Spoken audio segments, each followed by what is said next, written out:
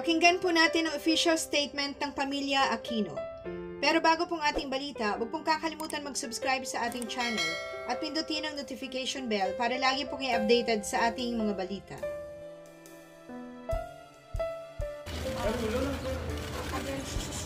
Nag-antay kayo, meron ng mga bagong protocol dahil Pakibaba naman ito, pakibaba. Hindi lang po kayo nagpo-cover. at saka dito na lang namin ginawa para hindi kayo ma-expose sa loob ng hospital.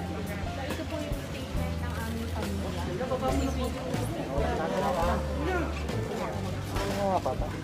Tagayan ng serbisyo ibigay niya sa bayan. Hindi maingay. Trabaho galing sa puso dahil alam niya kayo ang boss niya. Kaya nga nakilala siya bilang si Pino.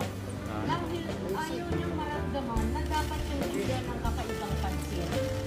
Hangarin niyang hindi mapahiya sa inyo dahil sa pagkikayat na mahirap man. Pero tama na sundin ang daan mag-live.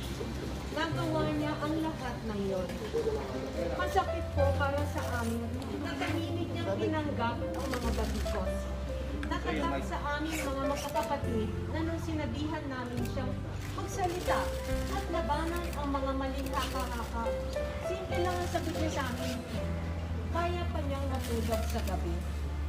Hinarap niya ang lahat ng investigasyon at akusasyon. Sandigan Bayan, November 2017, Senado noong December 2017, at Kongreso noong February 2018. Because when you enter public service, when you serve with honesty and dignity, and you know you have committed no crimes against the people, hindi ka matatapos magsabi ng totoo. Pribado po siyang tao. Bago pa man ang pandemic, labas-pasok na po siya sa ospital. Nais namin magpasalamat sa lahat ng mga doktor at sa buong medical team na nag-alaga sa kapatid namin. Naramdaman namin bilang mga kapatid niya that they did everything to make him comfortable. They became compassionate friends who gave him true respect by valuing and protecting his privacy. Sa lahat ng mga totoong kaibigan niya, na walang palya siyang dinadalaw, dinetext, pinapadalhan ng pagkain, sinasamahan at pinoprotektahan siya, salamat po. Sa mga madre at pare na malapit sa pamilya namin na walang sawang pinagdasal ang kanyang paggaling, salamat din po.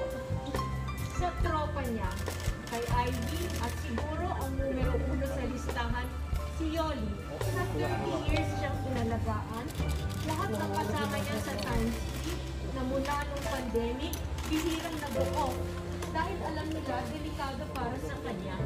Salamat. Sa mga botante ng 2nd District ng Tarlac noong 1998, kayo ang unang bumoto sa kanya. Sa inyo siya nagsimula, 3 terms ang nabuo niya. Sa 14.3 million Filipinos na in 2007 voted for him to become senator, and sa 15.2 million Filipinos na nagtiwala sa kanya noong 2010 at binigay ang pinakamalaking karangalan na pwede ipagkaloob sa kahit na sinong Pilipino. Habang buhay namin tatanawin na utang na loob yung naibigay ninyo sa aming kapatid. Maraming salamat po. It is with profound grief that on behalf of our family, I am confirming that our brother, Benigno Noynoy S. Aquino III, died peacefully in his sleep. His death certificate pronounced his death at 6:30 a.m. due to renal disease secondary to diabetes. No words can express how broken our hearts are and how long it will take for us to accept the reality that he is gone. Mission accomplished kami. Be happy now with Dad and Mom. We love you and we are so blessed to have had the privilege to have had you as our brother. We will miss you forever.